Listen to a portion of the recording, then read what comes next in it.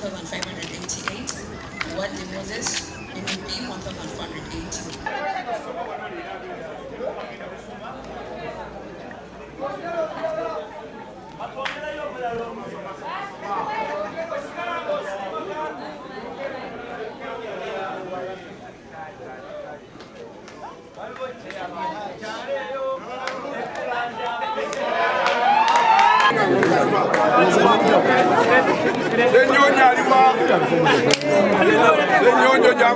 In accordance with Section 147 of the Local Governments Act, Cap 138, declare that the total number of valid votes cast for each candidate are as follows.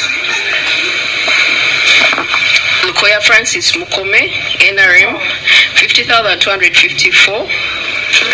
Muyanja Johnson Senyonga, NUP, 51,686. Senyonjo Luben, Independent, 2,995. Accordingly, as returning officer for Mukono Electoral District, and in accordance with Section 147 of the Local Governments Act, Cap 138, I declare Muyanja Johnson Senyonga, who has obtained the largest number of votes, to be elected candidate for Mukono Electoral District. 51,686. Senyonjo Luben, Independent, 2,995.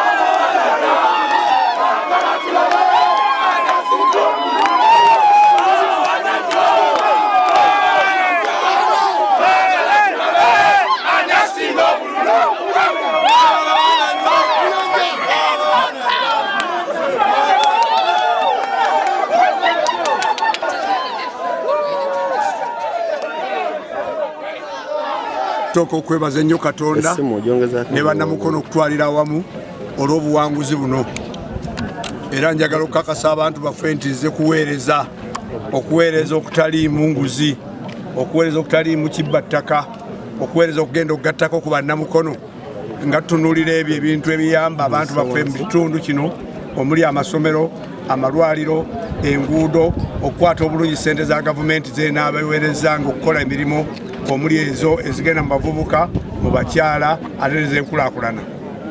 Okutunuulira ssente za World Bank ku mulimu guno gwe tulina ogw'enguudo mu Mukono ne Greater Mukono yonna okutwaliza awamu. Njagala okwebaza ennyo bannamukono n'abo bonna benvuganyiza nabo, kuba batabawo gw'ovuganya naye tosobola kumanya nti ddala ekintu kitambula.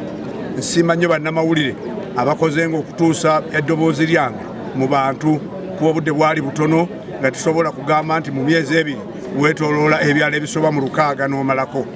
Njagala okubasiima, nsiime ne bannamukono abamanyi muyanja kyeki bw'oyogera ku gavumenti ez'ebitundu.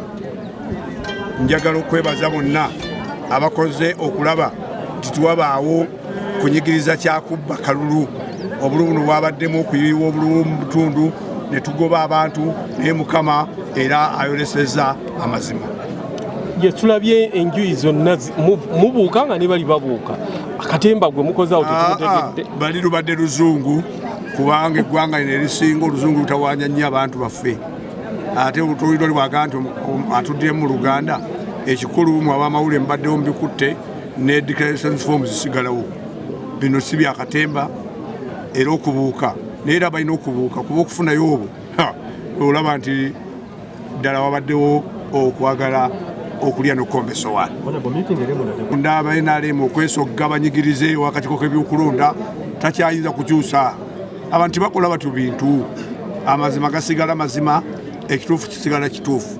N'olwekyo kubanga nze siina na nsimbi, kyova siina gwe nyinza kugulirira, naye ngendera ku kituufu tiza okuweza bannamukono n'okuzza disitulikiti yaffe ku ntikko nga bwe yali Modo disitulikiti emyaka egyayita. Babadde avuganya ku kifo ky'obwa chairman wa disitulikiti y'e Mukono, nja kwebaza Madam Amongin olw'okurespektinga bannamukono kye basazeewo. Bakandidenti bannange mbebaza olw'okubeera nti tutambudde olugendo olulungi. Mukadde wange Lukooya mwebaza kuba akutte ekyokubiri n'obulwa emitwalo 5 mu 2 mu ndoozi 5 mu 4.